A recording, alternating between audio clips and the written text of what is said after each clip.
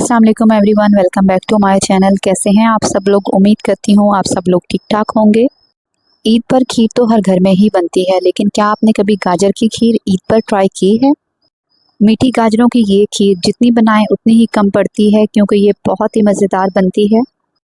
आज मैं आप लोग के साथ शेयर करूंगी गाजर की खीर। जब आप इसे बनाएंगे या खाएंगे, खीर की इस रेसिपी को जब आप ट्राई करेंगे तो आपको ऐसा लगेगा जैसे ये खीर खोए से बनी है, लेकिन इस खीर को हम बिना खोए के बनाएंगे।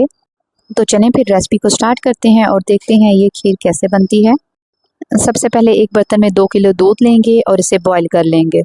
जब तक दूध बॉईल होता है हम बाकी का काम कर लेते हैं। इस खीर को बनाने के लिए 4 चम्मच चावल के लेंगे। आपने चावल 3 से 4 चम्मच ही लेने हैं। चावलों को मैंने 1 घंटा पहले भिगो कर रख दिया था। इन्हीं चावलों में थोड़े से बादाम शामिल करेंगे। अगर आपके पास काजू मौजूद हों तो आप इसमें वो भी शामिल कर सकते हैं। 1 कप या आधा कप दूध का शामिल करेंगे और इन सारी चीज़ों को ग्राइंडर में डालकर अच्छी तरह से ग्राइंड कर लेंगे। चावलों को आपने मोटा मोटा ग्राइंड करना है। इस रेसिपी के लिए चावलों को बहुत ज़्यादा बारीक ग्राइंड नहीं करेंगे।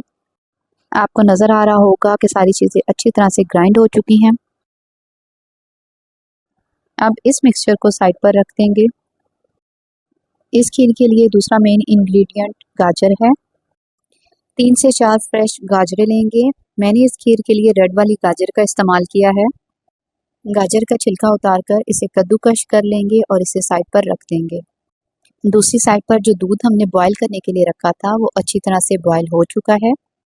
अब जो गाजरें हमने कद्दूकश करके रखी थी वो इसमें शामिल कर देंगे। यहाँ पर आपने इस चीज़ का ख्याल रखना है कि गाजरों की क्वांटिटी 3 से 4 ही होनी चाहिए। अगर आपने ज़्यादा गाजरों का इस्तेमाल करना है तो आपको दूध की मिकदार को भी बढ़ाना पड़ेगा। 2 किलो दूध के हिसाब से मैंने 4 चम्मच चावल लिए हैं और 4 ही गाजरें शामिल की हैं। गाजरें शामिल करने के बाद आंच को स्लो कर देंगे और 15 से 20 मिनट के लिए स्लो आंच पर पकाएंगे, ताकि गाजरें अच्छी तरह से सॉफ्ट हो जाएं। गाजरों को 15 मिनट दूध के साथ पकाने के बाद हमने बादाम, चावल और दूध का जो मिक्सचर बनाकर रखा था वो इसमें शामिल कर देंगे। चावल शामिल करने के बाद आंच को बिल्कुल स्लो कर देंगे और स्लो आंच पर ही इस खीर को पकाएंगे। इसके साथ ही 4 से 5 सब्ज़ इलायची के दाने शामिल कर देंगे। इलायची शामिल करने से खीर में से बहुत अच्छी खुशबू आएगी और इसमें बहुत ही अच्छा सा एक टेस्ट डेवलप हो जाएगा। याद रहे कि आंच को बिल्कुल स्लो रखा हुआ है। अगर आंच को तेज़ करेंगे तो खीर एकदम से थिक हो जाएगी और चावल कच्चे रह जाएंगे। इसलिए आपने आंच को बिल्कुल स्लो रखना है और इस खीर को कम से कम आधे घंटे के लिए पका लेंगे। आधे घंटे के बाद खीर थिक हो चुकी है, लेकिन ये खीर अभी तैयार नहीं हुई। इसमें मज़ीद हम कुछ चीज़ें शामिल करेंगे। आधा कप चीनी का शामिल करेंगे। आधा कप चीनी का इसके लिए परफेक्ट रेशो है। अगर आप मीठा ज़्यादा खाना पसंद करते हैं तो आप 1 से 2 चम्मच मज़ीद चीनी की शामिल कर सकते हैं। क्योंकि गाजरें पहले से ही मीठी होती हैं, इसलिए आधा कप चीनी बिल्कुल परफेक्ट रेशो है। चीनी शामिल करने के बाद 7 से 8 मिनट के लिए मज़ीद पका लेंगे, या फिर तब तक पका लेंगे जब तक खीर गाढ़ी ना हो जाए। क्योंकि चीनी शामिल करने के बाद खीर एक दफ़ा फिर से पतली हो जाएगी। 8 मिनट पकाने के बाद खीर गाढ़ी हो चुकी है। अब हम इसमें थोड़े से ड्राई फ्रूट शामिल कर लेंगे। मैंने किशमिश और बादाम का इस्तेमाल किया है। आपके पास जो भी ड्राई फ्रूट मौजूद हो आप इसका इस्तेमाल कर सकते हैं, और अगर आपके पास ड्राई फ्रूट ना हो तो आप ड्राई फ्रूट को स्किप भी कर सकते हैं। ड्राई फ्रूट्स टोटली ऑप्शनल हैं। ये खीर बहुत ही कम खर्च में बनती है और बहुत ही मज़ेदार बनती है।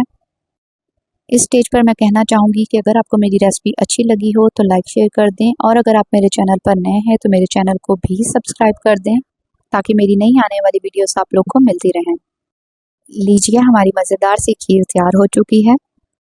अब इस खीर को आपने कम से कम 1 घंटे के लिए फ्रिज में रखना है और उसके बाद ये खीर सर्विंग के लिए तैयार है। एंड पर आप इसकी बादाम के साथ गार्निशिंग करेंगे। जो भी इस खीर को खाएगा उसको बहुत ज़्यादा पसंद आएगी और टेस्ट ऐसा होगा जैसे आपने इसमें ढेर सारा खोया शामिल किया हो। मेरी आज की रेसिपी आप लोगों को कैसी लगी कमेंट सेक्शन में अपना फीडबैक मेरे साथ ज़रूर शेयर करें।